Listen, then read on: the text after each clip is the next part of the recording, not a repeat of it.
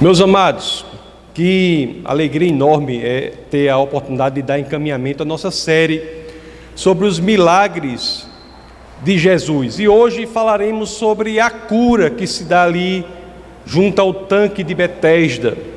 O milagre que nós estudaremos hoje, ele se dá na cidade de Jerusalém. Ele é narrado no Evangelho de João, de São João, não é? Nós temos Mateus, Marcos, Lucas e João. Esse milagre é narrado no Evangelho de João. Se você olhar as quatro biografias de Jesus, Mateus, Marcos, Lucas e João, você vai ver que as três primeiras, elas narram muito mais os milagres que acontecem na Galileia. João se dedica aos milagres que acontecem, se dedica com maior ênfase aos milagres que acontecem em Jerusalém. Então, por isso que ele descreve no seu evangelho 5 visitas de Jesus a Jerusalém. E este milagre sobre o qual nós nos debruçaremos hoje, que estudaremos hoje, ele se dá na segunda visita de Jesus a Jerusalém, segunda visita que é narrada no evangelho de João. Então, desde já eu peço a vocês que, é claro, assim querendo, abram as escrituras naquele que é o primeiro verso do texto base do nosso bate-papo de hoje, que é o Evangelho de João, no capítulo 5, no verso 1.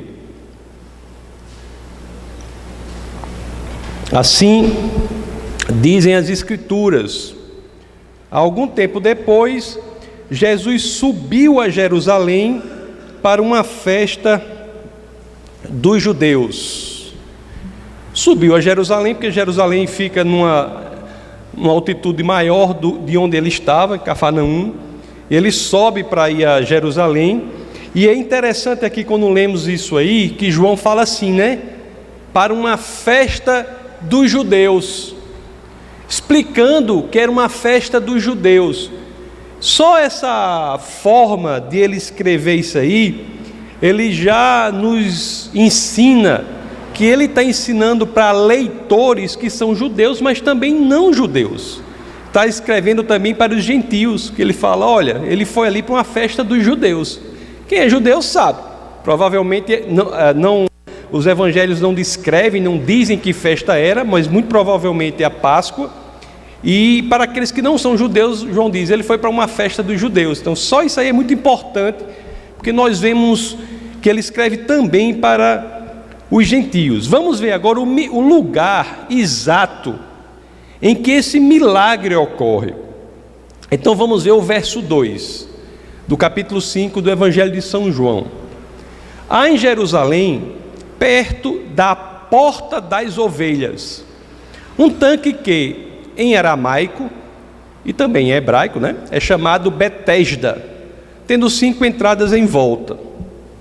A porta das ovelhas, meus queridos, era um lugar, e o tanque também, que um era perto do outro, eles são lugares que ficam no nordeste da antiga Jerusalém. Fica ao norte do templo de Salomão.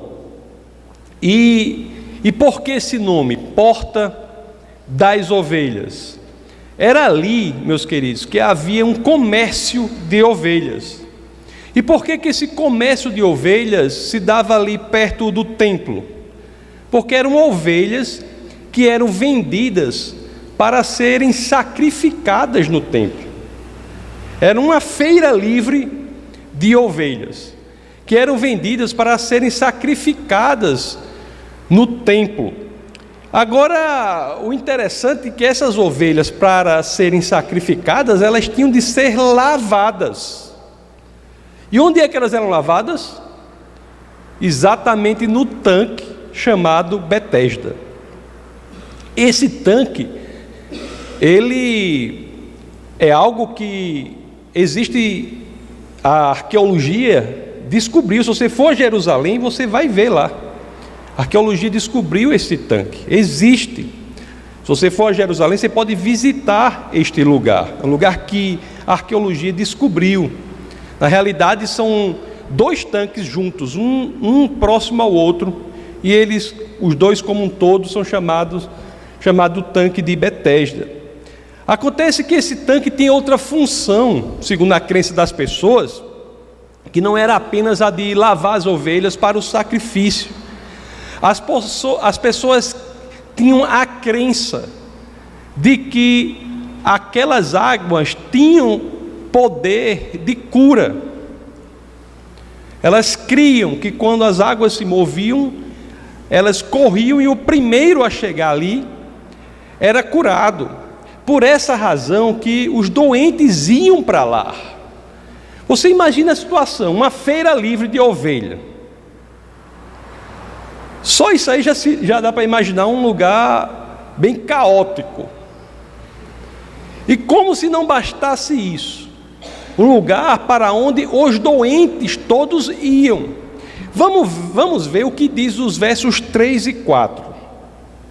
Ali costumava ficar grande número de pessoas doentes e inválidas, cegos, mancos e paralíticos. Eles esperavam um movimento nas águas. De vez em quando, aí o 4, de vez em quando descia um anjo do Senhor e agitava as águas. O primeiro que entrasse no tanque, depois de agitadas as águas, era curado de qualquer doença que tivesse. Não é o tema do nosso bate-papo de hoje, mas eu tenho que dizer para vocês, porque imagino que muitos talvez não o saibam. Depois, volta ao verso 3, por favor, Orlando. O verso 3, ali costumava ficar grande número de pessoas doentes e inválidas, cegos, mancos e paralíticos. Do que vem depois, eles esperavam o movimento das águas. Até o texto que está no verso 4 todo, essa segunda parte do verso 3 e o texto do verso 4 todo, não é encontrado nos primeiros manuscritos que temos do Evangelho de João. Se formos ler em grego, nos manuscritos mais antigos que temos do Evangelho de João, essa parte não é encontrada. Creio eu que esta parte não foi escrita por João. Ela não causa nenhum tipo, a existência ou não dela não causa nenhum tipo de problema ao texto. Eu creio que os escribas acrescentaram a segunda parte aí, que acabou sendo a segunda parte do verso 3 e o verso 4 como um todo, para explicar o que está lá no verso 7, porque havia uma crença realmente, e inclusive uma crença por culturas, inclusive não judaicas, de que as águas ao se movimentar, o primeiro que chegasse era curado. Mas vocês precisam saber que esse trecho aí, muito provavelmente foi acrescentado por escribas, a segunda parte do verso 3 e o verso 4. Mas o que eu quero, isso não causa nenhuma influência no entendimento, mas o que temos, que é importante para o que a gente está dizendo aqui é o seguinte, verso 3, ali costumava ficar grande número de pessoas doentes e inválidas, cegos, mancos e paralíticos. Isso não seria, ou não é, uma descrição tão profunda, tão perfeita, é quase que um raio-x da situação espiritual do mundo?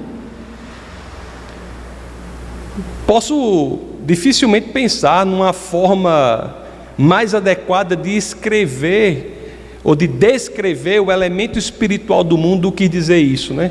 Um aglomerado de pessoas espiritualmente doentes e inválidas, cegos, mancos e paralíticos espirituais.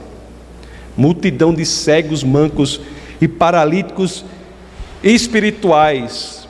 Não é por acaso, meus queridos, que, conforme eu disse, tanto em hebraico quanto em aramaico, Betesda quer dizer casa da misericórdia.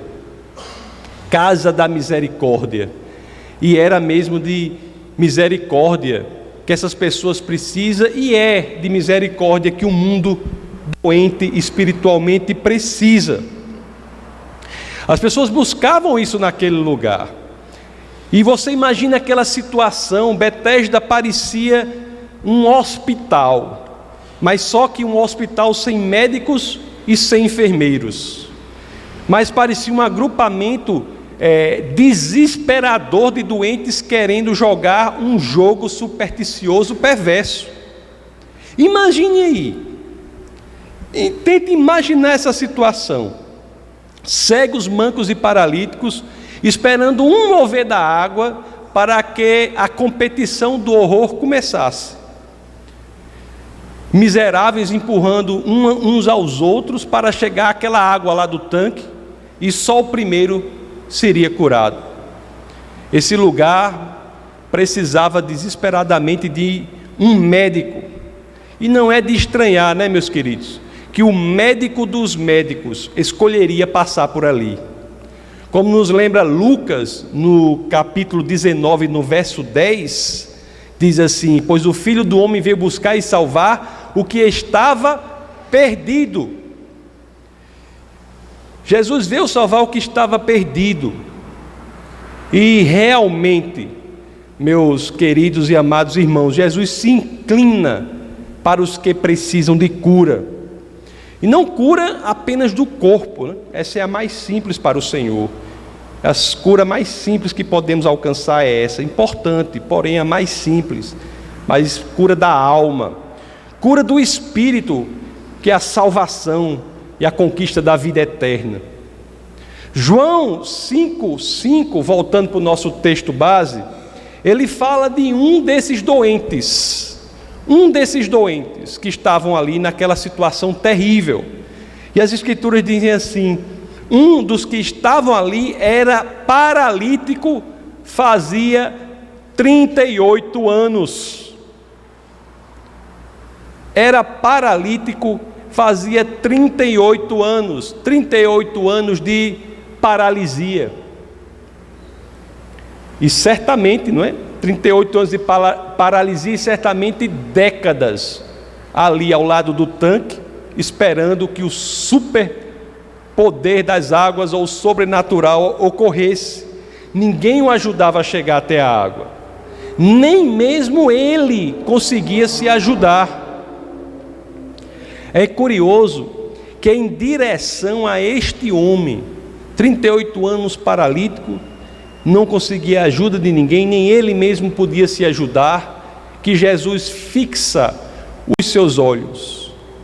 Jesus, ele realmente tem esse padrão, ele se inclina para aqueles que se sentem e sabem que em si mesmos são impotentes. Ele se inclina para aqueles que entendem que só conseguirão no Senhor. Ele se inclina para aqueles que se rendem, que morrem para que Cristo viva. Ele se inclina para aqueles que dizem: em Cristo posso todas as coisas, mas por mim mesmo nada posso. Para os que sabem que de si próprios não pode vir a maior de todas as curas, que é a cura do Espírito. Não pode. Jesus se inclina para isso. Outra coisa curiosa é isso. Você imagina aquelas pessoas todas, aquele aglomerado de pessoas doentes, aquele aglomerado miserável de pessoas doentes, e ali estava o Senhor dos Senhores, e ninguém se dava conta disso. Por quê? Porque eles esperavam uma coisa sobrenatural, um mover das águas para a sua cura.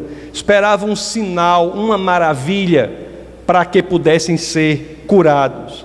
Aí perguntamos, meus queridos, essa pergunta é muito importante: quantos ainda estão esperando, quantos ainda estão sentados à beira do tanque esperando que algo extraordinário aconteça para que possam buscar a sua cura?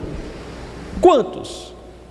Quantos estão como aqueles homens negligenciando Jesus de Nazaré e numa religiosidade perversa, esperando que um fato que considera sobrenatural, um sinal, uma maravilha aconteça, para que ele possa verdadeiramente experimentar das maravilhas do Senhor, quando o Senhor está ali disponível? Cura do corpo, cura dos pecados. Quantos? Quantos buscam o sobrenatural em outro lugar, quando o sobrenatural mais extraordinário de todos está logo ali, que é o próprio Cristo? Quantos? Quanta teologia perversa nós vemos de pessoas que tentam acrescentar a simplicidade miraculosa do Senhor, querem acrescentar coisas a um Cristo simples e verdadeiro. O Criador dos céus e da terra está disponível, e quanta teologia coloca outras coisas neste meio. Jesus, o Deus encarnado, que veio para nos curar, nos resgatar, nos salvar. Deus, Ele tem um modo de agir, e Ele deixa claro: eu vim para que tenham vida e a tenham plenamente, em abundância. É o que está lá em João 10:10. Esta é a especialidade dele. Eu vim para que tenham vida e vida em abundância. Qualquer teologia que desvie o olhar deste, que é a fonte genuína da salvação, da cura e da vida, é uma teologia perversa, que fará com que pessoas fiquem pelo menos 38 anos sentados à beira de um tanque, esperando que o extraordinário aconteça. Meu amigo, o paralítico, ele não sairia da mesma forma daquele encontro com o Senhor. Ele atenderia o convite do Senhor. Vamos ver como foi o convite de Jesus.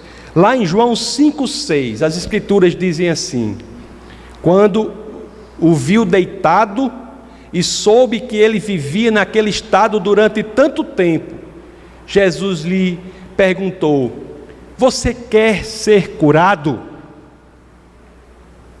Você quer ser curado? Paralítico há 38 anos, rastejando ali à beira do tanque, esperando um sinal maravilhoso, algo, e quando aparecia, ele nunca conseguia chegar naquela corrida horrorosa, perversa, de chegar à água. E Jesus olha para ele e diz: você quer ser curado? Há pessoas, meus queridos, e é por isso que essa pergunta é importante, há muitas pessoas que pensam que não precisam da ajuda de Cristo, mas há outras que sabem que precisam dessa ajuda, mas verdadeiramente não querem a ajuda. E você? Essa é a pergunta que temos que fazer para nós mesmos. Nós queremos sair do pecado verdadeiramente, ou estamos acostumados com ele? Temos o pecado como um animal de estimação, o pecado que exerce um poder. Queremos sair do sofrimento, nós queremos verdadeiramente ser curados.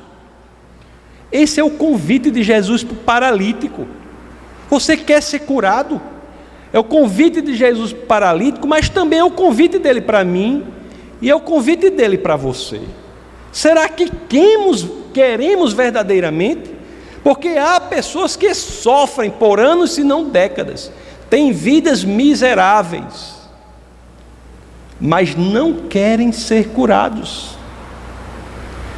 Jesus sabia da necessidade do paralítico, mas mesmo assim, ele sabe que muitos sofrem e não querem. É por isso que ele pede permissão para intervir na vida dele, como ele sempre faz com qualquer um de nós. É a mesma coisa com o paralítico, é a mesma coisa comigo, é a mesma coisa com você, é a mesma coisa com qualquer um aqui neste templo, ou qualquer um que nos assiste pela internet. A pergunta é a mesma: você quer ser curado? Você quer o Cristo? Você quer o caminho, a verdade e a vida? Quer genuinamente, verdadeiramente, ou não? Você prefere ficar esperando a sua religiosidade? Você prefere ficar elaborando, elucubrando sobre o mover das águas no tanque, e em vez de ver o Cristo, elabora e teologiza sobre o mover das águas no tanque, quando o Cristo puro, simples, poderoso e verdadeiro está ali, perto de você, perguntando: você quer ser curado? Eu conheço pessoas e conheço doutrinas que dizem saber muito sobre a realidade, mas quando olhamos para a vida delas, a gente até se questiona: por que sofrem tanto? Por que murmuram tanto? Teve uma situação até Semana passada, lógico que não vou dizer o nome, estava conversando com um amigo de infância que eu encontrei depois de muitos anos, e ele se via no espiritismo. E ele chegou para mim e disse: não, olha, o mundo é assim, a felicidade são pequenas partículas que se encontram e não sei o quê. E eu ouvindo aquilo tudinho, eu disse: rapaz, você crê que o mundo é assim, né? Ele disse: é. Ela disse: e sua vida, como é que está? Ele disse: rapaz, você não vai imaginar, está uma coisa horrível. Aí começou a contar as coisas da vida dele terríveis. Todas as pessoas passam por dificuldades, mas o verdadeiro cristão não permanece nelas. Não é um estilo de vida de dificuldade. Aquela doutrina era uma doutrina errada, uma doutrina inservível para a vida plena na terra. E a gente fica triste quando vê pessoas que mais buscam alimentar a própria realidade, a própria religiosidade, a própria superstição, do que se renderem e se entregarem à simplicidade do Cristo crucificado, mas que ressuscitou e está vivo, perguntando: você quer ser curado? Isso é uma pergunta para a gente também, viu?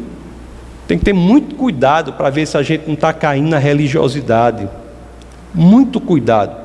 Nada afasta o homem tanto de Deus como a religião. Religião sem Cristo. A religião que o homem está acima de Cristo, que o rito está acima de Cristo, a religião que minha vontade está acima de Cristo. Isso afasta o homem perversamente. A religião que diz: fixe seus olhos na água, ela se moverá.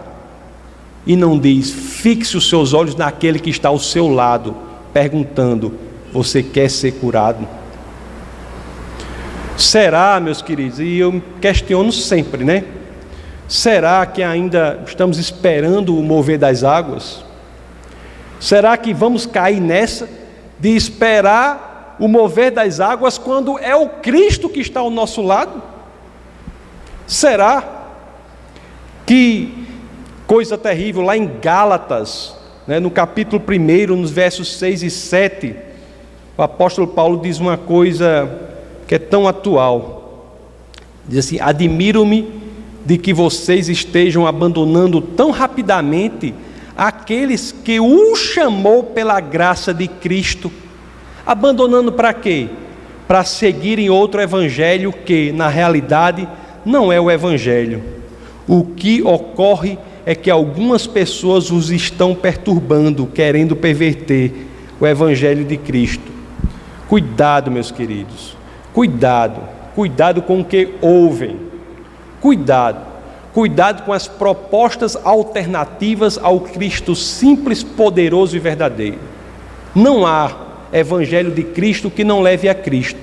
Não há evangelho de Cristo que leve ao pastor. Não há evangelho de Cristo que leve à denominação. Não é evangelho de Cristo que leve a qualquer outra coisa senão Jesus de Nazaré. Ele é quem Ele é, porque Ele é Deus.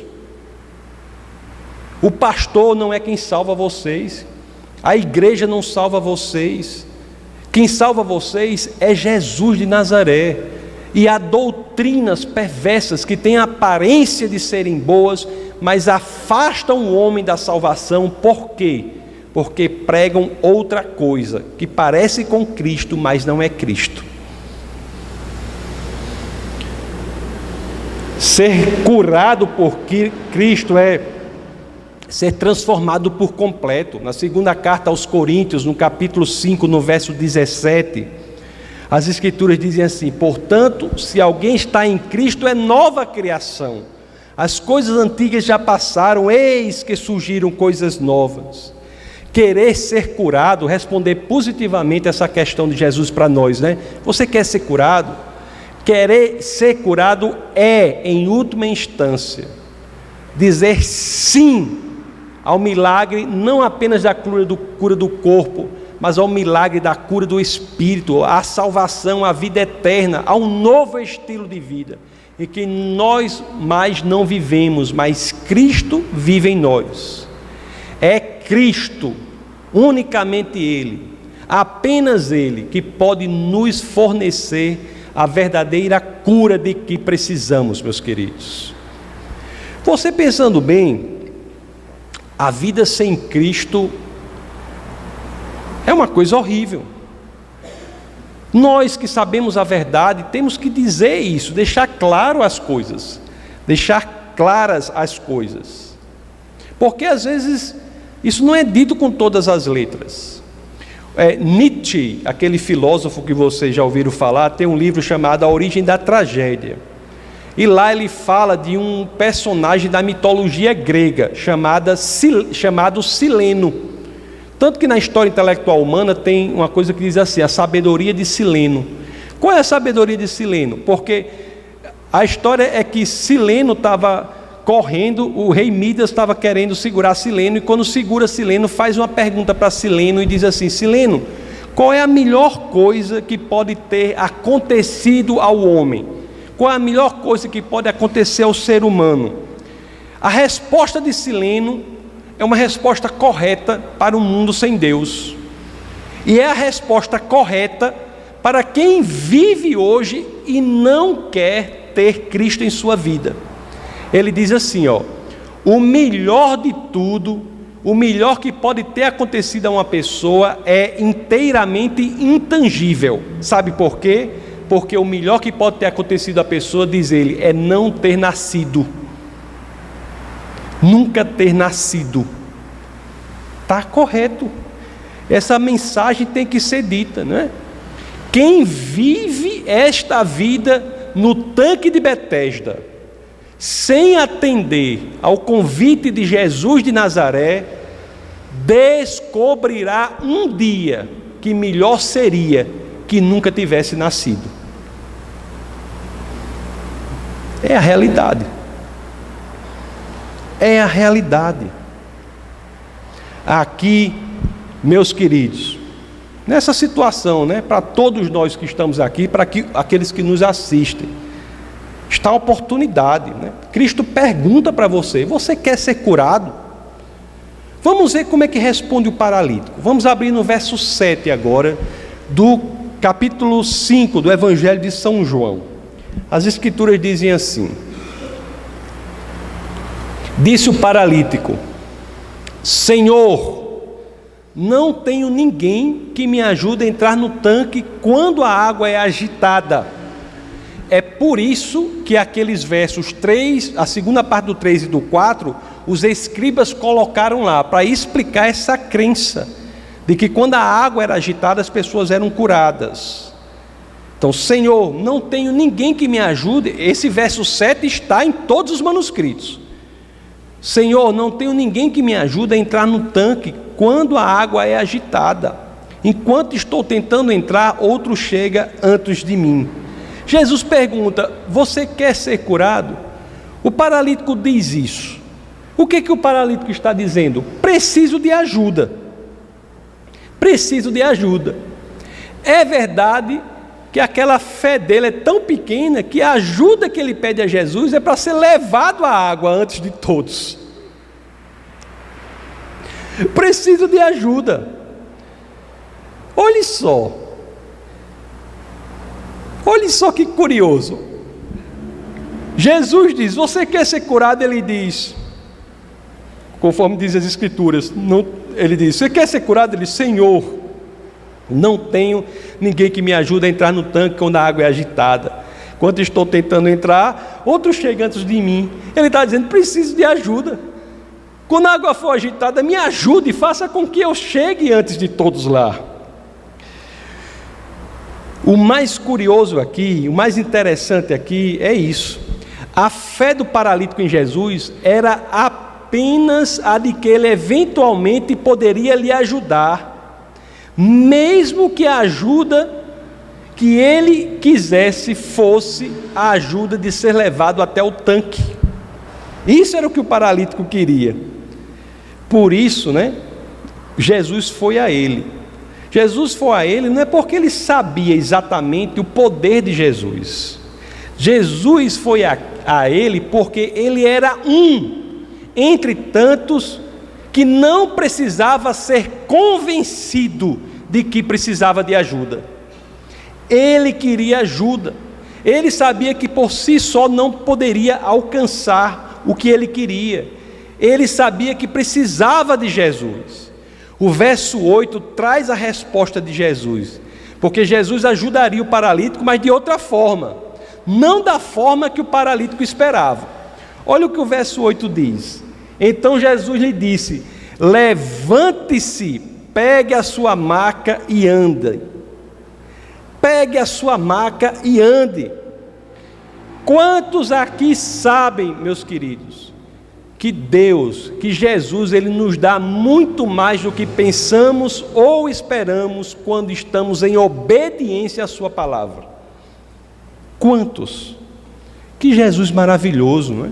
Que Deus incrível é este a quem amamos. A carta aos Efésios, no capítulo 3, no verso 20 e 21, dizia assim: aquele que é capaz de fazer infinitamente mais do que tudo o que pedimos ou pensamos, de acordo com o seu poder que atua em nós. A Ele seja a glória na igreja e em Cristo Jesus, por todas as gerações, para todos sempre. Amém. Aleluia, né, irmãos? Daqui para frente, daquele ponto para frente, o paralítico não seria mais paralítico. Tanto é assim que o verso 9 do capítulo 5 de João não se refere a ele mais nem como paralítico. Eu não sei se vocês notaram isso. Não se refere a ele nem como paralítico. Diz assim: imediatamente o homem ficou curado, pegou a maca e começou a andar, né? E diz que isso aconteceu no sábado. O paralítico, né? Aquele ex-paralítico lá de Jerusalém, ele havia sido ensinado pelo judaísmo que uma cura não poderia ocorrer no sábado, mas ele não se importou com isso. Ele resolveu obedecer o Senhor, obedecer ao comando do Senhor, e se levantou. A religiosidade não foi impeditivo para que ele abrisse o seu coração para o Cristo vivo. Queridos, Deus alcançou o paralítico no sábado, quando ele achava que isso nunca poderia acontecer. E Deus pode lhe alcançar em qualquer lugar, em qualquer momento.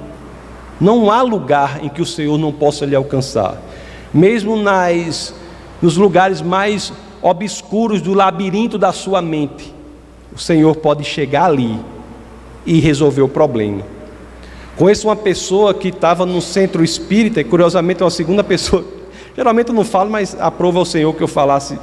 Conheço uma pessoa que estava no centro espírita, kardecista, e viu viu algo que não sentiu muito bem. E ela disse assim: Deus, se eu não estiver fazendo a coisa certa, fale comigo. Ela sentiu como uma espada, não foi? Saindo dela assim, e pediu para ela falar com uma pessoa que era um pastor. E ela assim fez. Quer dizer, Deus alcançou essa pessoa no centro espírita.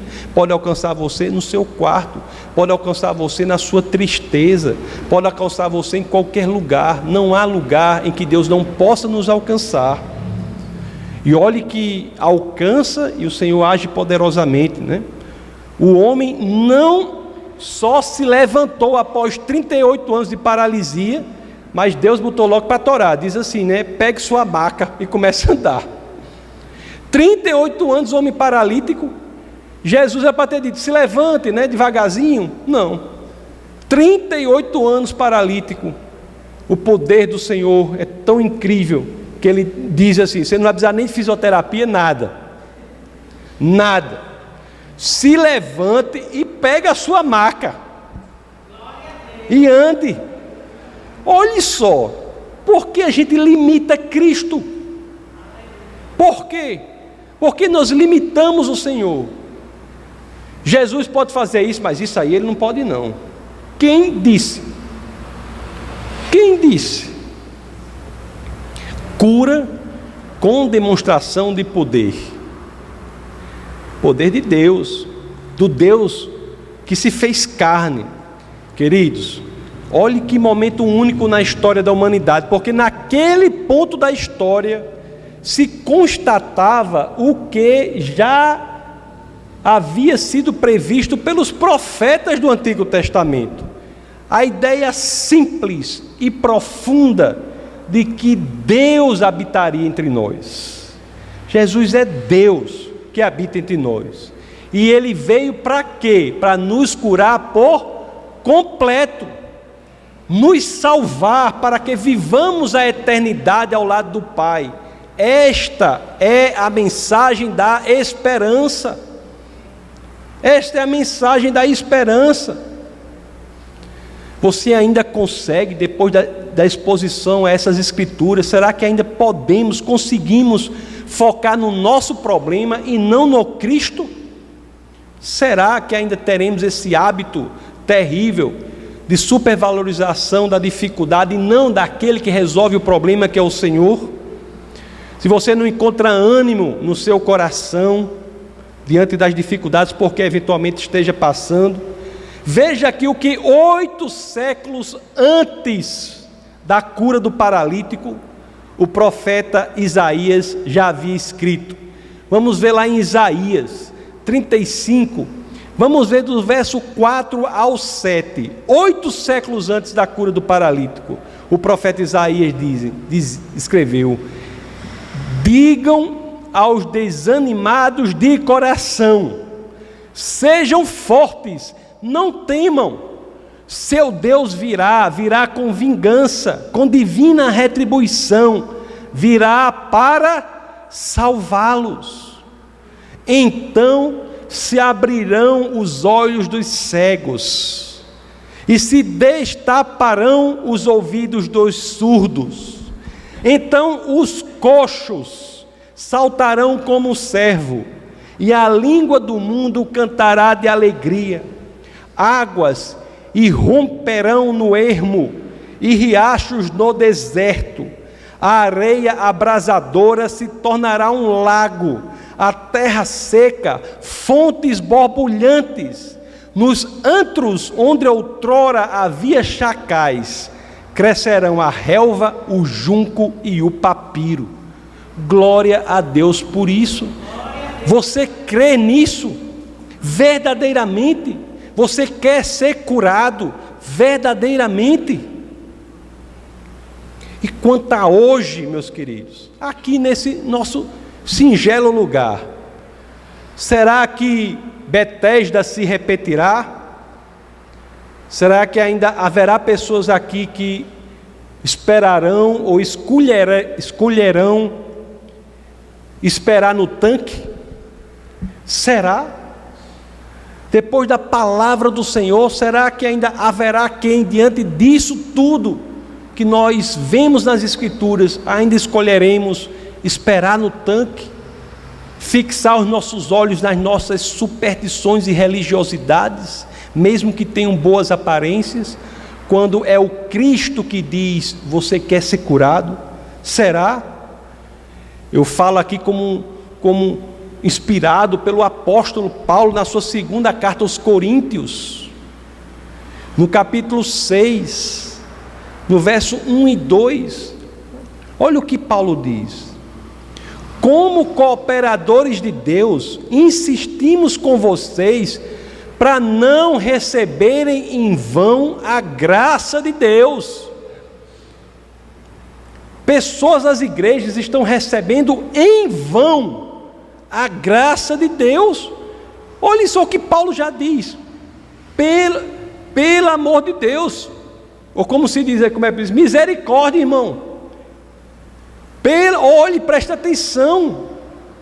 Insistimos com vocês para não receberem em vão a graça de Deus. E o verso 2: pois ele diz: eu o ouvi no tempo favorável e o socorri no dia da salvação. Digo-lhe que agora é o tempo favorável, agora é o dia da salvação. Os homens sábios sabem que o tempo não é suficiente, tem que ser agora. Se você tem a mínima experiência de vida, você sabe que não tem domínio sobre o que acontece 5 minutos na frente. O tempo é agora. O momento é agora, meus queridos. Abra o seu coração para Cristo e deixe que seu espírito grite verdadeiramente: Senhor, eu quero ser curado dos meus pecados. Deixe seu espírito gritar isso: eu quero ser curado dos meus pecados. Senhor, eu me rendo. Minha vida é sua por completo. Senhor, me enche de teu espírito agora, não daqui a pouco. Não é um projeto para amanhã, para a semana que vem, para cada um de nós, para aquele que nos assistem. Não é para daqui a pouco, é agora. Melhor eu ter de pregar isso, falar isso. Que vocês não gostarem, vão para outro lugar. Deixe de vir para a igreja, vá para outro lugar que você quiser. É como eu estava até dizendo, que eu vi um negócio: pregador prega isso e diz: do sangue de vocês minhas mãos estão limpas. Ele diz: é verdade, porque a obrigação é pregar a realidade das Escrituras. Não é um chamado para congregar no Defesa da Fé, é um chamado para a eternidade ao lado do Senhor. Defesa da Fé não pode fazer nada por você, quem pode é o Senhor.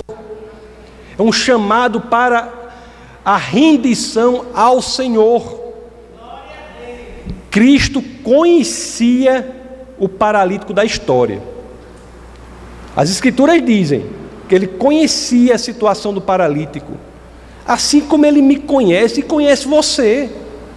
Você que está aqui, você que me ouve, ele conhece.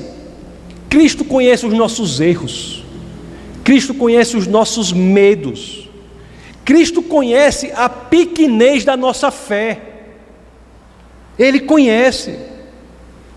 Mas assim como foi com o paralítico, meus queridos, nada desses problemas importou para a salvação, para a cura. Nenhum deles. Eu tenho uma fé pequena, menor do que a do paralítico, que pediu a Jesus para ser levado para o tanque. Que fé pequena! Fé do paralítico era uma fé minúscula. Nada disso impede a cura, nada disso. Creia no Senhor e será salvo. Esta é a mensagem da salvação. Depende agora unicamente de você. Vamos orar. Essa foi uma produção do Ministério Internacional Defesa da Fé, um ministério comprometido em amar as pessoas, abraçar a verdade e glorificar a Deus. Para saber mais sobre o que fazemos, acesse defesadafé.org.